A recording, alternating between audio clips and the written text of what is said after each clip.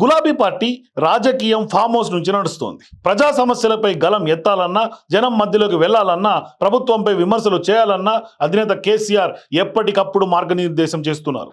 నిత్యం ప్రజల్లో ఉండేలా కేటీఆర్, హరీష్ రావుకు అలాగే కవితలకు సూచనలు చేయడంతోనే స్పీడ్ పెంచినట్లు తెలిసింది. స్థానిక సంస్థలు రాబోయే అసెంబ్లీ ఎన్నికలకు కీలకం కాబోతున్నాయి. క్షేత్రస్థాయిలో పార్టీని బలోపేతం చేస్తే రాబోయే ఏ ఎన్నికలను అయినా విజయం సాధించవచ్చని, అందుకే ముగ్గురు నేతలను యాక్టివ్ చేసినట్లు సమాచారం. ప్రభుత్వాన్ని ఎలా ఎదుర్కోవాలనే అంశాలపై నిత్యం ఆయన ఇచ్చిన సూచనలతో ముందుకెళ్తున్నారు. అసెంబ్లీ ఎన్నికల్లో ఓటమి తర్వాత కేసీఆర్ ఎర్రవల్లి ఫామ్ హౌస్లోనే ఉంటున్నారు. పార్లమెంట్ ఎన్నికల సమయంలో బస్సు యాత్ర చేపట్టినా తిరిగి అక్కడికే వెళ్లారు. పార్టీ నేతలతో సమన్వయ సమావేశాలను అక్కడి నుంచే ఏర్పాటు చేస్తున్నారు. అసెంబ్లీ సమావేశాల్లో అనుసరించాల్సిన వ్యూహాలను కూడా ఎమ్మెల్యేలకు, ఎమ్మెల్సీలకు అక్కడి నుంచే దిశానిర్దేశం చేశారు.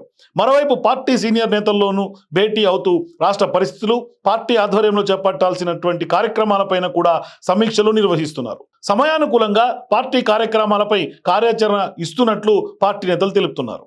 ప్రజల నుంచి ఏ అంశంపై వ్యతిరేకత వస్తుందో అదే అంశంపై ముందుకు వెళ్లాలని కేసీఆర్ ఆదేశాలు ఇస్తున్నారు. సోషల్ మీడియాను పార్టీ ఎక్కువగా వినియోగించుకోవాలని, ప్రభుత్వం అనుసరించే ప్రజా వ్యతిరేకత విధానాలను ఎండగట్టాలని గట్టిగా చెప్పినట్లు తెలుస్తోంది. ప్రజల్లో నిత్యం ఉంటేనే పార్టీ మనుగడ సాధ్యమని సీనియర్లకు నిర్దేశం చేస్తున్నారు. ప్రభుత్వ వైఫల్యాలపై ఎండగడుతున్న సమయంలో నేతలపై నమోదవుతున్న కేసులపైన కేసీఆర్ ఆరా తీస్తున్నారు. వాటిని ఎలా ఎదుర్కోవాలనే అంశాలపైన లీగల్ టీంకు, నేతలకు సూచనలు చేస్తున్నారు. ఏ అంశంపై ప్రశ్నిస్తే కేసు పెట్టారని తెలుసుకొని వాటిని ప్రజల్లోకి తీసుకెళ్లాలని దిశానిర్దేశం చేస్తున్నారని పార్టీ వర్గాలు తెలిపాయి. లగచర్ల ఘటన, హైడ్రా, నిరుద్యోగుల పక్షాన, అట్లాగే రైతు, అంగన్వాడీల సమస్యలు, సర్పంచ్ల పెండింగ్ బిల్లులపైన కేసీఆర్ సూచనల మేరకే పార్టీ కార్యాచరణ తీసుకున్నట్లు సమాచారం. అసెంబ్లీలోనూ ఆయన ఆదేశాల మేరకే రోజుకు అంశంపై సభ్యులు గలమెత్తినట్లు పార్టీ నేతలు తెలిపారు. ప్రజల పక్షాన ఉన్నామని చెప్పడానికి లీగల్ టీంను యాక్టివ్ చేసి భవన్కు వచ్చి బాధితుల పక్షాన నిలబడుతూ మనోధైర్యం కల్పిస్తున్నట్లు సమాచారం. గతానికి భిన్నంగా కేసీఆర్ పార్టీ క్యాడర్ను యాక్టివ్ చేయాలని, ప్రజల్లో ప్రభుత్వంపై వస్తున్న వ్యతిరేకతను అనుకూలంగా మలుచుకొని ముందుకు పోవాలని పార్టీ వర్కింగ్ ప్రెసిడెంట్ కేటీఆర్, మాజీ మంత్రి హరీష్ రావు, ఎమ్మెల్సీ కవిత ప్రజల్లోకి వెళ్లాలని ఆదేశించినట్లు విశ్వసనీయ సమాచారం.